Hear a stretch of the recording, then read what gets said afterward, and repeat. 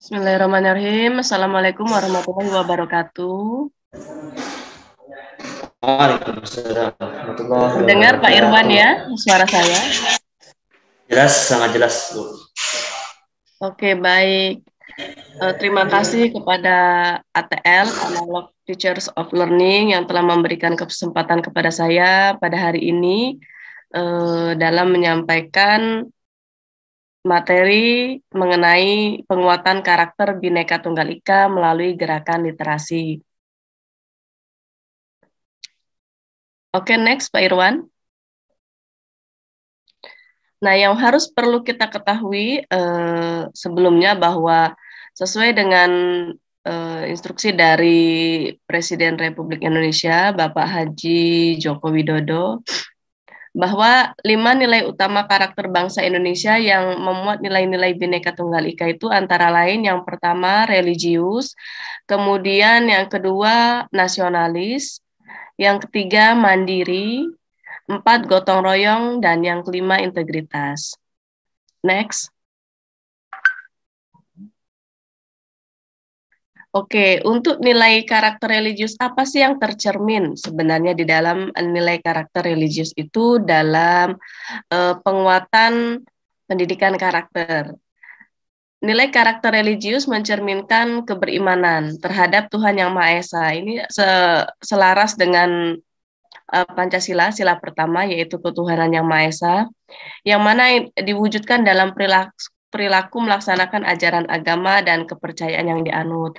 Seperti yang kita ketahui, negara kita adalah negara yang majemuk, ya, negara yang terdiri dari berbagai macam agama yang dianut, yang terdata secara legal formal itu ada 6,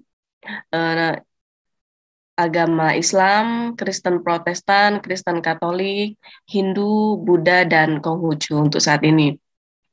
Nah, dengan adanya kemajemukan serta keberagaman agama yang ada di Indonesia, kita sebenarnya diwajibkan menghargai perbedaan agama. Nah, kemudian menjunjung tinggi sikap toleransi. Jadi terhadap pelaksanaan ibadah agama dan kepercayaan lain. Jadi tidak boleh ada diskriminasi seperti kita ketahui misalnya Islam memiliki persentase penganut terbanyak gitu. Kemudian penganut lain-lainnya menjadi minoritas seperti itu. Jadi Islam juga tetap harus menghargai tempat ibadah atau pelaksanaan ibadah yang ada di Indonesia. Kemudian juga hidup rukun. Terkadang kan dalam satu kampung atau satu desa atau satu kelurahan atau mungkin satu gang pun atau satu lorong itu terdiri dari berbagai macam penganut agama gitu. Nah, hidup rukun itu harus tetap dijalankan.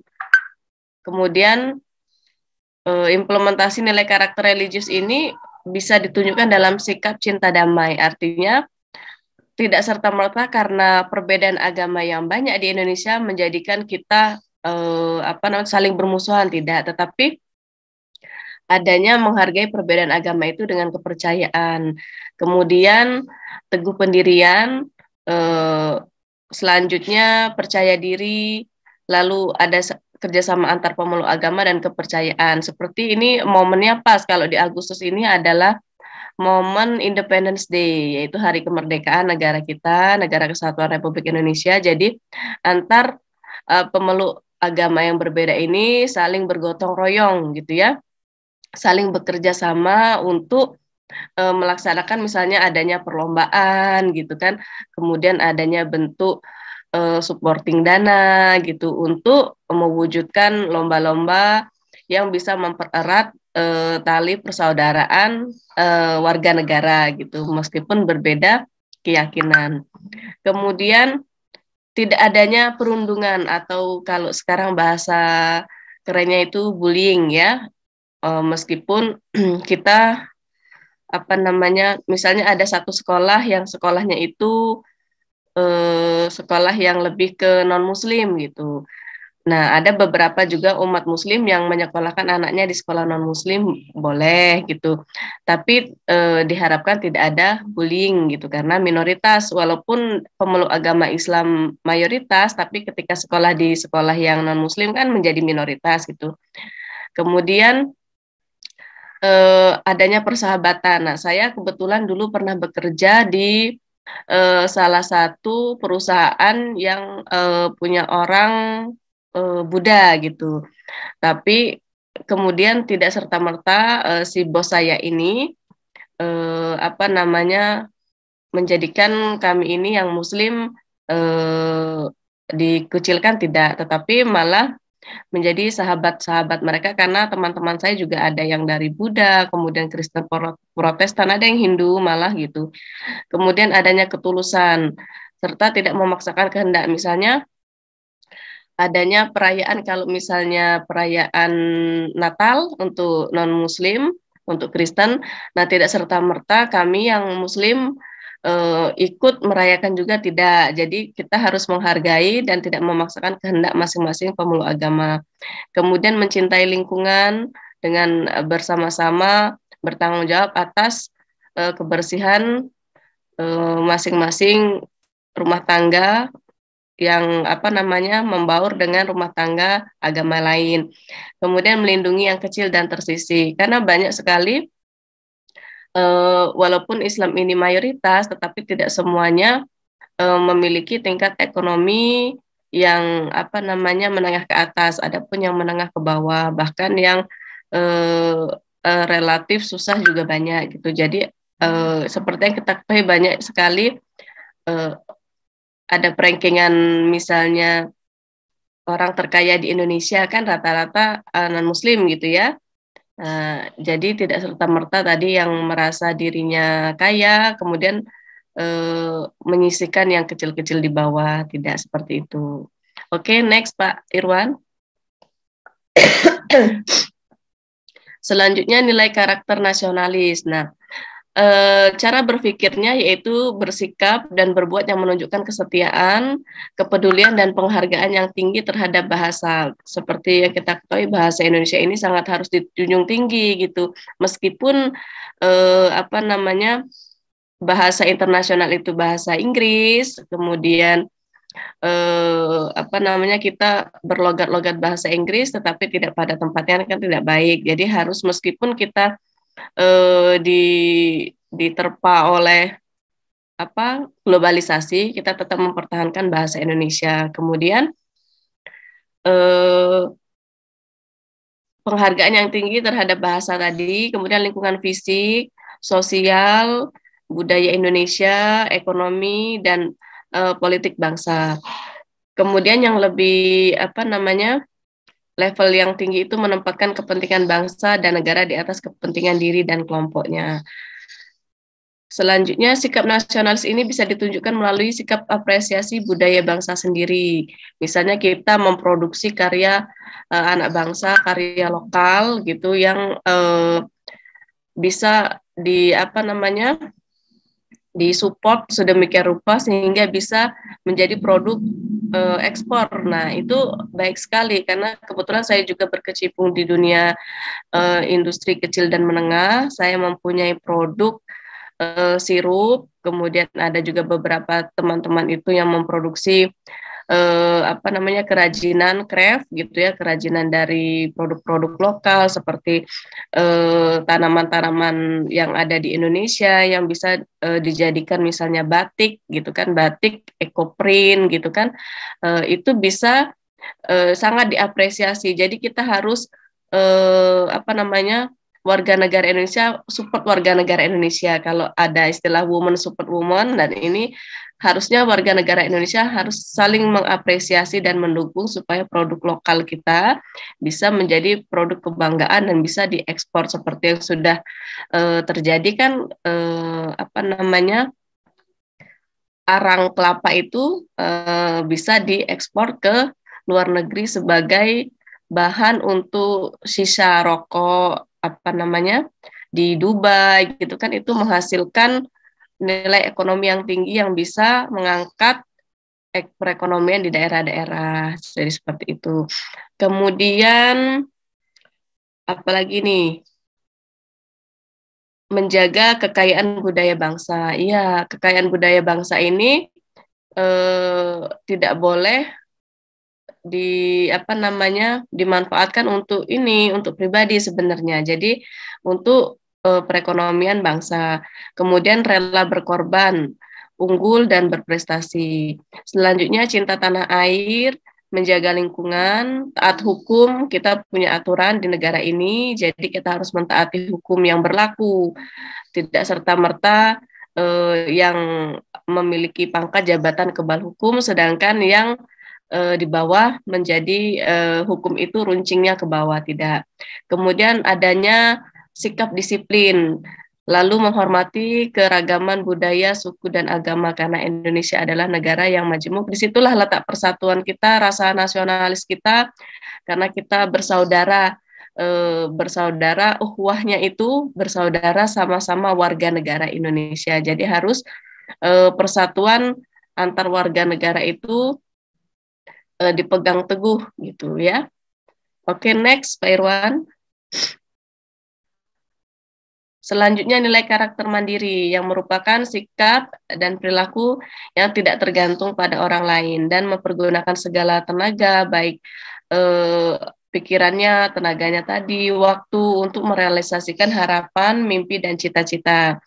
Nah, kalau diimplementasikan atau diterapkan kepada siswa ini, siswa-siswa kita yang mandiri itu memiliki etos kerja yang baik, kemudian tangguh, tidak cengeng, harus tabah, sabar menghadapi misalnya mata pelajaran gitu, problematika dia di dalam menempuh pendidikan gitu kan. Kemudian berdaya juang tadi, tabah, profesional, kemudian kreatif, berani, dan menjadi pembelajar sepanjang hayat. Jadi kalau tingkat pendidikan itu mentok di tingkat S3, strata 3, tetapi menjadi pembelajar itu adalah sepanjang hayat. Jadi pembelajar itu tidak hanya ada di dalam lingkup sekolah formal gitu, tetapi di lingkup ketika kita seorang perempuan, kemudian menikah lalu memiliki anak, akan belajar menjadi seorang ibu, itu salah satu bentuk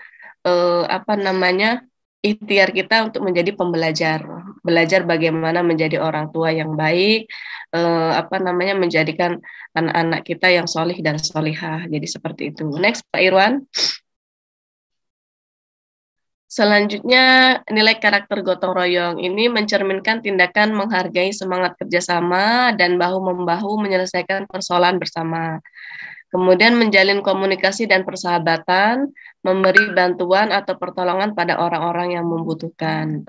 Nah, di di karakter gotong royong ini juga leluhur kita sudah banyak sekali memberi wejangan bahwa dulu Indonesia ini terkenal dengan semangat gotong royongnya, bagaimana mengusir penjajah dari Indonesia. Kalau tidak melalui semangat gotong royong, mau dibayar berapa para pejuang kita? Kan tidak mungkin. Nah, dengan semangat gotong royong ini, untuk diterapkan di siswa ini menunjukkan sikap menghargai sesama, misalnya dalam proses belajar secara diskusi kelompok. Nah, ini dapat bekerja sama dengan baik, kemudian mampu berkomitmen atas keputusan bersama, musyawarah yang mufakat di dalam majelis-majelis musyawarah, kemudian saling tolong menolong jika ada teman, saudara, kerabat, tetangga yang membutuhkan pertolongan. Kemudian yang paling penting ini memiliki rasa empati dan rasa solidaritas. Terkadang kan orang saat ini karena tergerus oleh zaman teknologi informasi ini, kemudian adanya paparan globalisasi ini kan rasa empatinya semakin menurun. Nah, bagaimana kita harus menumbuhkan rasa empati, merasakan kesedihan orang lain gitu, merasakan bagaimana ujian orang lain gitu. Nah, itu saat ini sangat minim sekali gitu kan, lebih kepada perasaan cuek, itu bukan urusan saya, itu tidak boleh dan tidak dibenarkan sebenarnya. Karena rasa empati ini menumbuhkan rasa solidaritas. Solidaritas itu kita kuat bersama gitu. Kemudian tidak adanya diskriminasi. Jadi kita harus anti diskriminasi, kemudian anti kekerasan. Kekerasan ini banyak. Kekerasan dalam bentuk fisik, ada pula kekerasan dalam bentuk verbal. Kita mengucapkan kata-kata yang menyinggung perasaan orang, kemudian menzolimi orang. Nah, itu tidak dibenarkan gitu. Lalu sikap kerelawanan. Jadi kita menjadi jangan berharap imbalan jika membantu atau bersama-sama bergotong royong itu jangan mengharap imbalan seperti itu. Selanjutnya, nah, nilai karakter integritas ini merupakan nilai yang mendasari perilaku, didasarkan pada apa? Upaya menjadikan dirinya sebagai orang yang selalu dipercaya dalam perkataan, kemudian tindakan dan pekerjaan, serta memiliki komitmen dan kesetiaan pada nilai-nilai kemanusiaan dan moral. Karakter integritas itu meliputi sikap tanggung jawab sebagai warga negara, kemudian aktif terlibat dalam kehidupan sosial melalui konsistensi tindakan dan perkataan yang berdasarkan kepada kebenaran. Nah, jadi seseorang yang berintegritas itu menghargai martabat individu, terutama kalau sekarang itu kan banyak sekali penyandang disabilitas yang didiskriminasi. Nah, itu tidak boleh. Jadi kita harus pro terhadap penyandang disabilitas karena mereka juga warga negara yang memiliki hak dan kewajiban yang sama di negara ini. Jadi kemudian mampu menunjukkan keteladanan, jadi menjadi role model gitu ya. Integritas ini banyak sekali motonya itu terdapat di kantor-kantor atau instansi atau OPD di pemerintahan dari tingkat daerah sampai ke pusat. Jadi integritas ini seringkali dikaitkan dengan tindakan KKN gitu. Jadi kalau kita memiliki jiwa integritas, kita bertanggung jawab atas hak dan kewajiban kita, maka kita terhindar dari sikap-sikap KKN, korupsi, kolusi, dan nepotisme. Gitu. Kita harus memiliki sikap tanggung jawab, baik secara kemanusiaan dan moral gitu.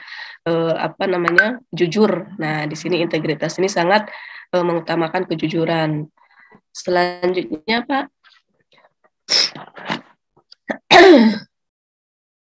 Nah, apa itu gerakan literasi seperti judul di materi di awal tadi, penguatan karakter Bhinneka Tunggal Ika melalui gerakan literasi. Nah, gerakan literasi kalau dulu itu literasi cenderung kepada keaksaraan atau melek baca dan tulis gitu ya.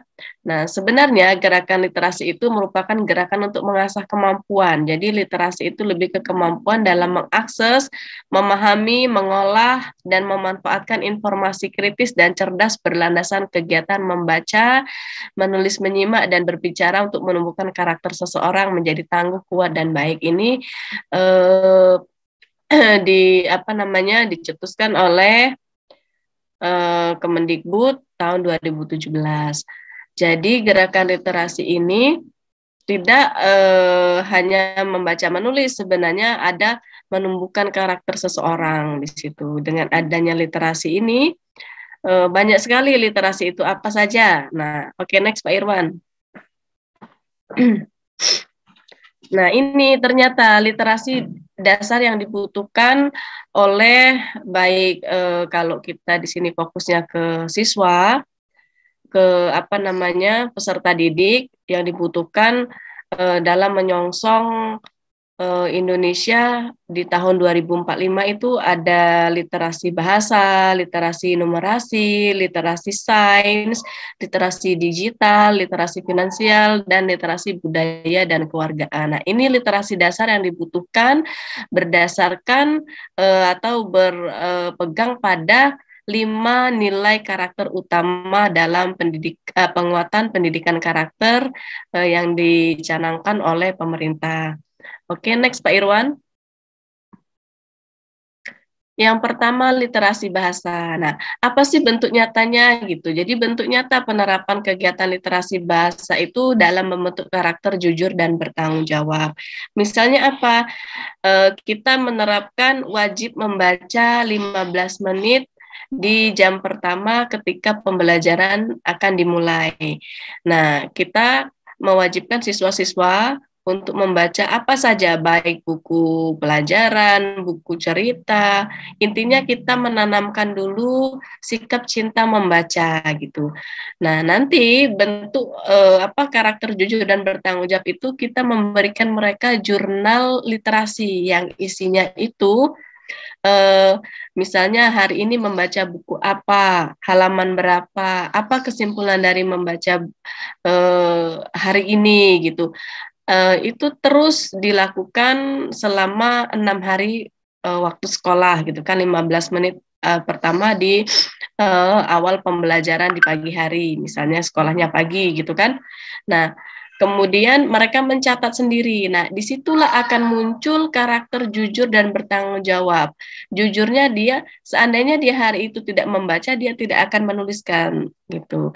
Kemudian jika dia membaca, dia menuliskan sebenarnya dan sesuai fakta yang dia baca. Kemudian dia bertanggung jawab untuk melaksanakan tugas membaca tadi dari bentuk kita memaksa mereka, kalau memaksa dalam hal kita menumbuhkan, boleh ya, menumbuhkan karakter yang positif, itu diawali dengan memaksa mereka melalui rules, peraturan sekolah gitu. Dan itu akan menjadi kebiasaan. Nah, kebiasaan itulah yang akan memunculkan karakter jujur dan bertanggung jawab gitu. Nah, itu di sekolah yang bisa kita terapkan melalui aturan. Jadi, seorang kepala sekolah itu sangat dianjurkan sekali memiliki kebijakan-kebijakan yang menuju kebaikan gitu. Nah, enggak apa-apa awalnya dipaksa melalui peraturan. Lama-kelamaan itu akan menjadi kebiasaan dan rasanya kalau tidak membaca hari itu ada yang kurang. Seperti kita misalnya kalau dalam beribadah.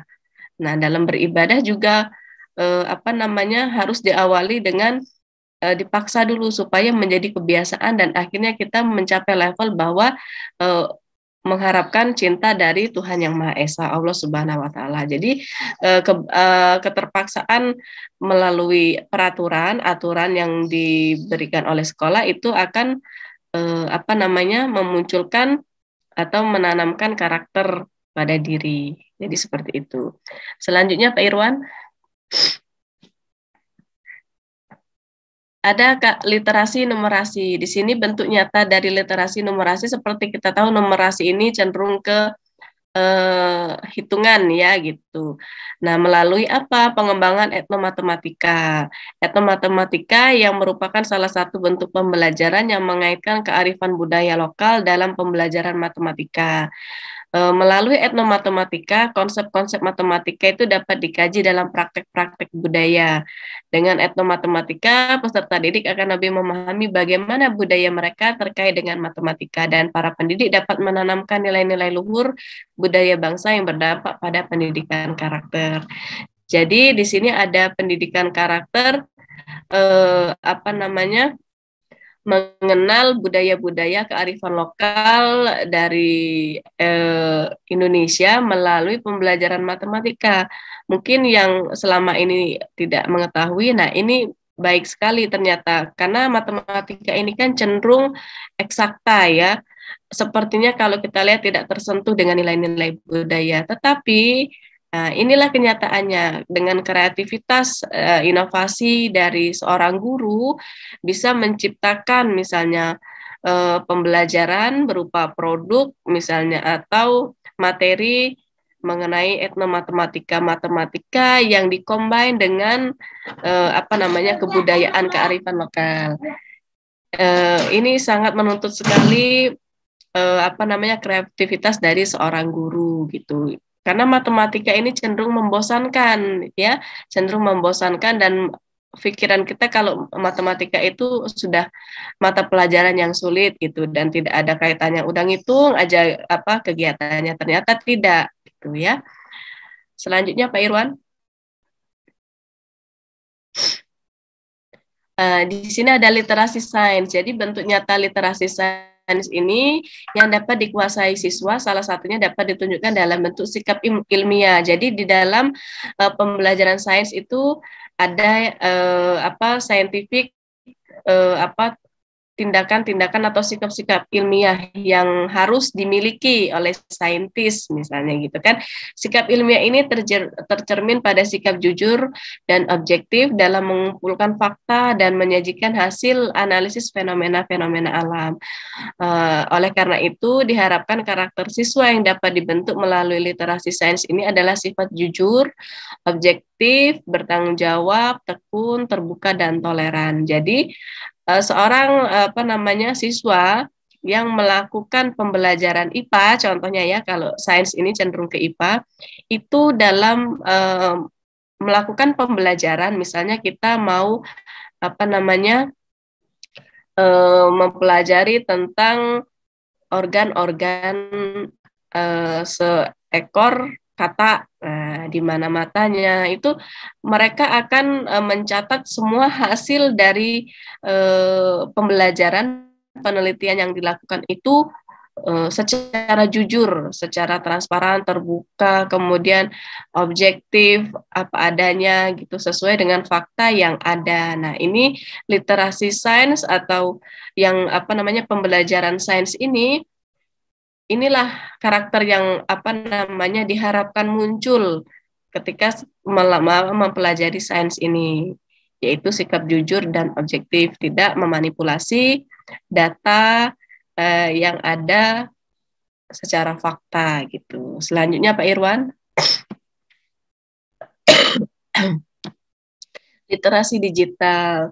Nah, bentuk nyata pelaksanaan literasi digital ini dilakukan secara terencana.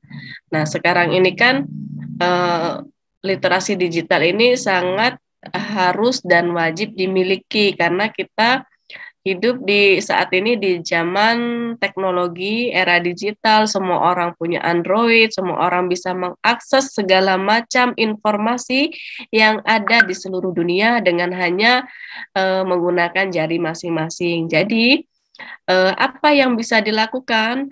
Nah, literasi digital ini kalau untuk berbasis sekolah dan kelas, di sekolah itu dapat terlaksana melalui kerjasama kepala sekolah, misalnya memberikan kebijakan peraturan, kemudian guru, tenaga kependidikan, terutama guru TIK, kemudian teknisi laboratorium komputer sekolah masing-masing, selanjutnya peserta didik, dan tidak lupa pula masyarakat. Siapa masyarakat? Adalah orang tuanya, gitu kan.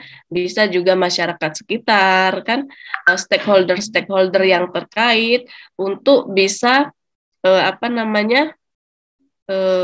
concern terhadap literasi digital ini. Jadi komunikasi intensif antara stakeholder pihak sekolah yang terkait bahwa dalam pengawasan dan penggunaan gawai gadget, kalau bahasa kerennya itu yang digunakan oleh peserta didik dalam mengerjakan tugas di rumah. Sekarang itu kan PR kalau dulu zaman saya itu kalau tidak mengerjakan PR itu kalau tidak bisa sendiri biasanya kerja kelompok gitu karena dulu belum ada Android, kemudian mencari informasi itu tidak semudah sekarang gitu kan. Biasanya kerja kelompok atau kalau dulu ada istilah bimbingan belajar bimbel, tempat-tempat les untuk mengerjakan PR bersama-sama atau meminta saran bantuan dari tutor yang mengajar. Kalau sekarang ada PR langsung searchingnya ke Google, semua jawaban itu biasanya ada, mudah sekali untuk diakses gitu ya. Jadi bagaimana literasi digital ini siswa ini bisa diawasi oleh orang-orang dewasa gitu. Dan literasi digital ini sekarang karena tidak ada batasan lagi, semua informasi baik informasi yang bersifat positif, ada pula informasi yang bersifat negatif. Jadi ada ternyata informasi negatif yang muncul seperti kasus beberapa minggu belakangan ini adanya situs-situs seperti judi online, game online yang muncul ketika kita mengakses informasi dan itu iklannya muncul terus gitu. Nah, itu kan bisa diawasi gitu. Selanjutnya Pak Irwan. Nah, literasi finansial. Nah, apa hubungannya dengan karakter sebenarnya ya? Nah, jadi ini penting sekali. Ternyata literasi finansial ini bisa dipelajari melalui materi pengertian transaksi ekonomi dan beragam jenis praktiknya. Misalnya pengenalan sumber daya ekonomi, earning, kemudian pengenalan konsep belanja, spending, sebagai pemenuhan kebutuhan dasar dan pengenalan konsep menyimpan atau saving dalam terminologi tradisional dan modern. Kemudian pengenalan konsep berbagi, sharing terdapat pada pembelajaran ekonomi ini. Kemudian pengenalan juga konsep praktik tidak baik dalam kejahatan finansial. Ternyata ada seperti apa? Misalnya pembelajaran tentang korupsi. Nah, kita apa saja bentuk dari korupsi, jadi seperti itu. Nah, itu salah satu bentuk literasi finansial gitu. Apa namanya? Kenapa di daerah-daerah terpencil gitu kan mungkin saja korupsinya rendah atau bisa juga tinggi gitu kan. Nah, itu harus dibahas dan pelajari oleh siswa-siswa supaya ekonomi itu tidak terbatas pada jual dan beli, sell and buy gitu kan. Tetapi ada pembelajaran yang bisa dimunculkan dari karakter, misalnya tadi praktik tidak baik dari sebuah kejahatan finansial gitu kan, misalnya saya kurang terlalu paham ya kalau untuk yang saham-saham gitu kan, tetapi kalau untuk tentang korupsi itu kan bisa dibahas dan bisa menumbuhkan karakter-karakter Nah, tadi kaitannya dengan integritas gitu ya. Kalau korupsi tadi dengan adanya literasi finansial ini diharapkan bisa menumbuhkan eh, apa namanya karakter integritas di diri peserta didik dan warga negara Indonesia. Selanjutnya Pak Irwan. Nah, ini yang keenam ada literasi budaya dan keluargaan. Jadi, literasi budaya dan keluargaan ini dilaksanakan berbasis budaya sekolah. Nah, budaya sekolah ini kan merupakan sekumpulan nilai yang melandasi baik perilaku, kemudian tradisi dari lingkungan sekolah, lingkungan sekitar sekolah, kemudian kebiasaan keseharian, dan simbol-simbol yang dipraktikkan oleh kepala sekolah. Kemudian guru, petugas administrasi, siswa, dan masyarakat di sekitar sekolah. Kebudayaan atau kultur adalah keseluruhan kompleks yang terbentuk di dalam sejarah dan diteruskan dari masa ke masa melalui tradisi yang mencakup organisasi, sosial, ekonomi, agama, kepercayaan, kebiasaan hukum, seni, teknik, dan ilmu. Nah, budaya ini terbentuk melalui apa? Melalui proses perjalanan waktu dalam sejarah yang berkembang dari generasi ke generasi berikutnya.